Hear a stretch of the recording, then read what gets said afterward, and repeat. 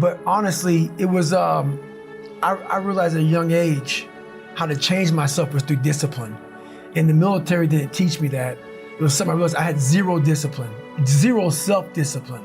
And I realized I have to start developing this. And I started really because I was horrible at reading and I was horrible at writing. I have so many learning disabilities, not even funny. So I just sit down at the table and spend so much time in this, reading and writing and learning. And that kind of translated over to my self-discipline with working out.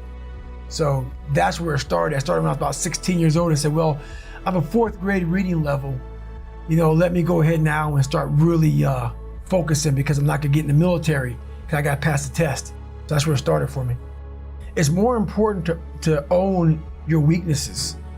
You have to really triple down on those, man. Because why? You want to become a full human being. We like to run away from weaknesses. Like for instance, if you're good at running, all you want to do is run.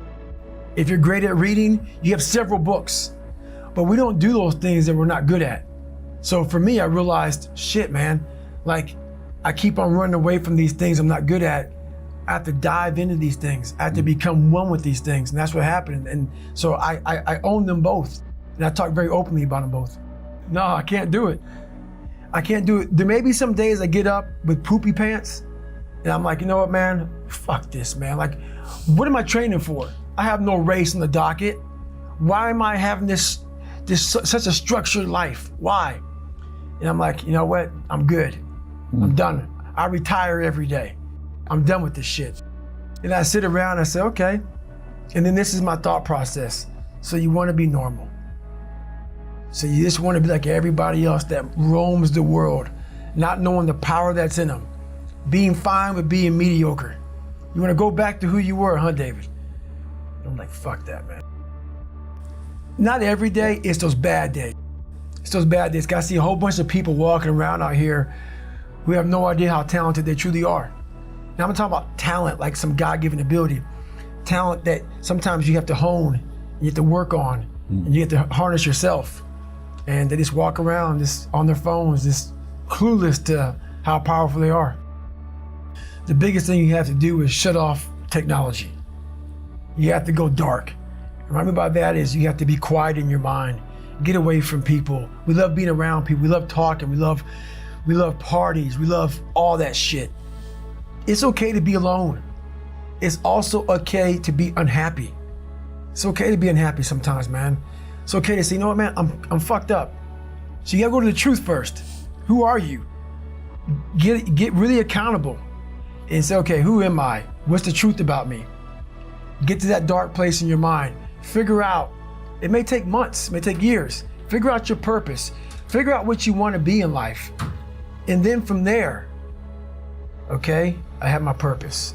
It may take a long time. No one knows their purpose because it's too loud. Find your purpose. From there, all right, you gotta start planning.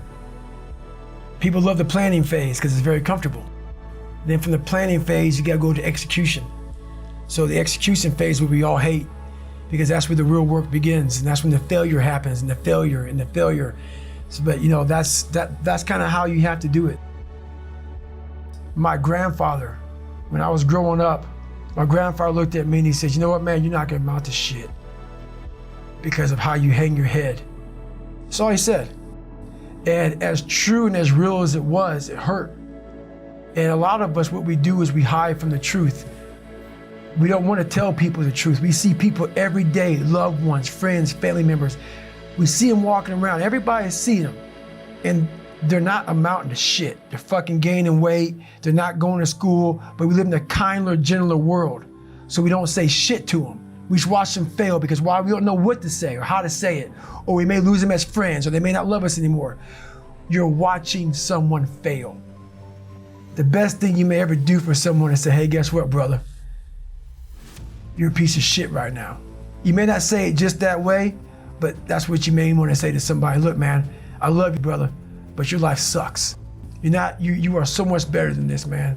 You are so much better. I'm watching you fail and I can't do it. And I also believe that we're going to end up one day meeting a maker if you believe in one. And I believe that maker knows everything about you. Everything about you. Knows I was going to be here and talking to you. Knows everything. But you also have a choice to make. You have a choice to make. We have choices. And the one thing that scares me is getting to heaven and not being what I was supposed to be. And I believe that God has a chart, and he looks at the chart and he puts it in front of you when you get to heaven. He says, hey, this is what you're supposed to be.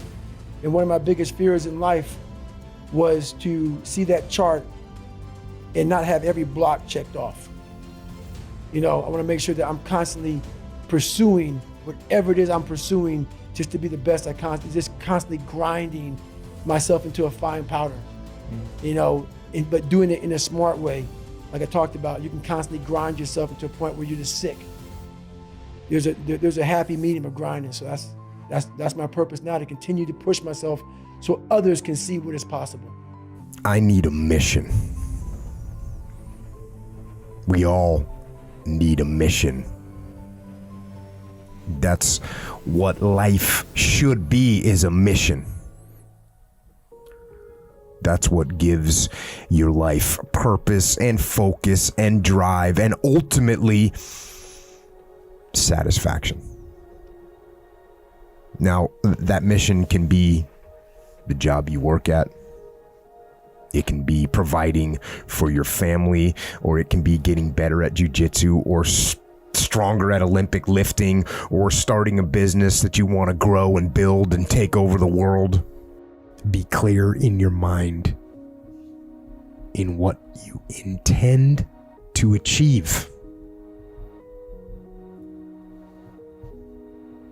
Know what you are going to do. That doesn't seem like too much to ask. And you wouldn't think it would be too much for people to ask in their lives either. But how often do we see people going through their lives without knowing what they are trying to do, without having any intent, without having a clear mission? It can be pretty easy to focus on the battle that's right in front of your face. And when you're doing that, sometimes you can lose track of the long-term goal. But I want to have that long-term goal so embedded in my mind that I never lose sight of it. Ever. And those little tasks and projects and short-term goals that you tackle, they need to lead toward that strategic victory. Winning the long war. And we get very caught up in instant gratification. We want results now. We want the shortcut to the winner's podium. And sometimes, when we don't get that short-term glory that we want, we lose track of those long-term goals. And you look up in 6 weeks, or in 6 months, or in 6 years, and you've made no progress. None. You never moved. You might even be further from your goal than you were. Why?